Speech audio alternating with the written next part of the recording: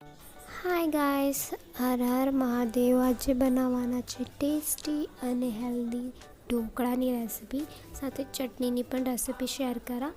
અહીંયા મેં લીધી છે 3 દાળ: ચણા દાળ, મગ દાળ અને અડદની દાળ અને ચોખા. એક વાટકી લીધા છે અને એને મિક્સ કરી નાખવાના છે. પલાળવાના છે 3 કલાક માટે. પછી એને મિક્સરમાં પીસી અને પછી એને ફરી 2 કલાક માટે છોડી દો તો એ મસ્ત આથો આવી જશે. પછી એમાં અદરક, મિરચી, લસણની પેસ્ટ નાખજો અને હળદર, હિંગ, નમક આટલી વસ્તુ નાખીને મિક્સ કરીને એને સ્ટીમ કરી દેજો. બહુ જ સરસ બને છે અને તમે જોઈ શકો છો સ્પોન્જી પણ રહી છે. અને એમાં મેં વઘાર ઉપરથી નાખ્યો છે. તમે એમ જ પણ ખાઈ શકો છો અને ટેસ્ટી લાગે છે. એકવાર જરૂર ટ્રાય કરજો. ચટણીની રેસિપી હું તમને શોર્ટ્સ વિડીયોમાં આપીશ.